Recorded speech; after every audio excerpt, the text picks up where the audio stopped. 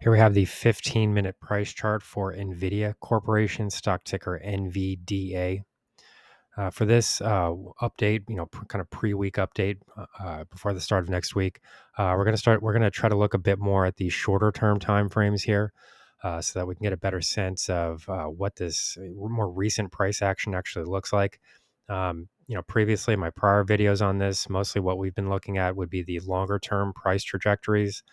There are reasons for that. It mostly comes from the fact that there are a lot of people that are kind of calling a major top here. And while that there's anything is as obviously possible, that's not the rough stance that I've been taking here with this stock.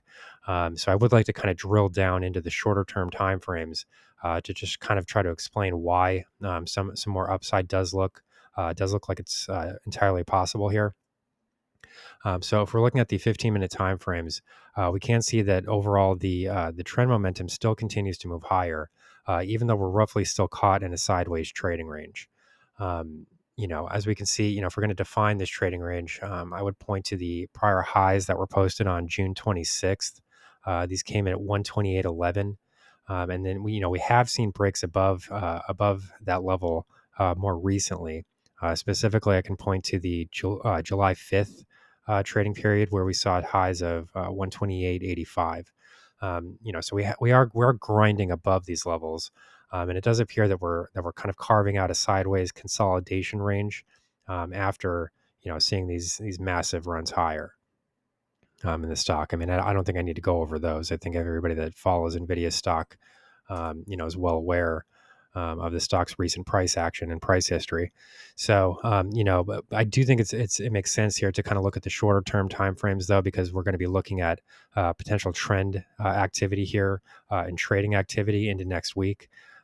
So, you can take a couple of viewpoints here. I mean, you could try to sell the stock. I mean, I suppose that, you have about $15 in potential downside if you did sell at current price levels. But the problems are going to occur here if we do see a clear break above this sideways trading range. Currently, the momentum reading is still positive. It's still showing positive readings here in the relative strength index. Overall,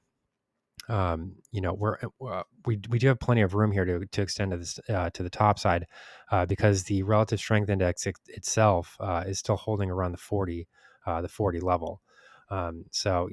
We could see a large amount of upside here before we would be able to call any of this overbought activity. And that's mostly due to the fact that we've had quite a bit of sideways consolidation here following those prior all-time highs. If we just want to look at those prior all-time highs again, they came in on June 20th and posted at 140.76. We do have roughly $15 in space here before we do encounter any major resistance. You could look at this shorter term time frame here, this sideways trading range as a potential resistance zone. But as you can see here, most of the activity here is pressuring the top side. We're not seeing forceful breaks lower, and we have had roughly two upside tests of this trading range. So, for the most part, we're seeing higher lows, in the shorter term time frames here. So, within this sideways trading range, we do have what would be considered to be an ascending triangle pattern. This is a bullish pattern, and it is being confirmed by the indicator reading itself. For the most part, trading activity has occurred above the exponential moving average cluster. It's possible that we could start the week trading a bit lower and possibly break below that exponential moving average cluster. But given the fact that we are trading at 40 in the relative strength index, I mean, we're much closer to oversold territory currently than we would be to overbought territory. There's a large amount of room to extend to the top side. As far as the indicator readings are concerned, and the same is just not true if we're looking at things in the opposite direction. So overall, we haven't really seen a strong break above this trading range here, but it is clear that most of the activity is focused on pressuring these resistance levels. So it's really just a question of how long it's going to take in order to see a more decisive break above here. And if we do see a clear break here, I have drawn some Fibonacci retracement lines to kind of give us a sense of what is likely to come next if we do start to encounter further upside. And as we can see here, if we're using this trend move here, the 140 highs moving down to the lows, which came in, this would be June 24th at roughly 118.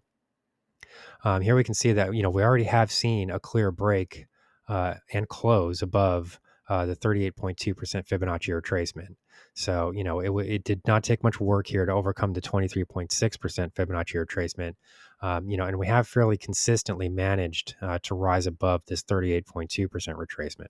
So this level really can't be expected to work as resistance going forward. I mean, all we really have at this point would be these historical levels, but even those have been broken. So there really isn't much here, to support the downside, at least near term. I mean, you could try to make the argument that a longer term top is in place, but it's harder to make that argument when you see short term price action pointing in favor of the longer term uptrend. I mean, if we were really seeing strong reversal signals here, I might be willing to side with that side of the argument, with the bearish side of the argument. But that's just not the case here. I mean, we've got an ascending triangle pattern within a consolidative trading range, where the upside has been continuously pressured. We've already broken through two Fibonacci resistance levels, and most of the recent trading activity is occurring above the exponential moving average cluster. So, on balance here, there's far more evidence that points to the positive trading direction here, rather than calling for a downside. So, if we were going to look for additional levels here to the top side, as possible areas of resistance, one area that we can point to would be the 50% Fibonacci retracement of this move, which comes in just below 130. That's a psychological number. It's a big round figure. It's possible that some people would start to enter the market at that level.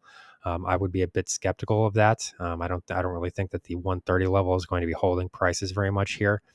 If I was really looking for a resistance level to the top side, I would be more likely to point to 132.10, because this is roughly where the 61.8% Fibonacci retracement of this move will start to come into play. So, for me, that would really be more of the line in the sand here. If you do see a failure there, then I would possibly start to look at a retest of these short-term lows on the 15-minute chart. However, if we do see a break above this level, I would expect to see a full retracement of this entire move, and that essentially means a retest of the prior all-time highs. So here's the current market outlook for NVIDIA Corporation, stock ticker NVDA.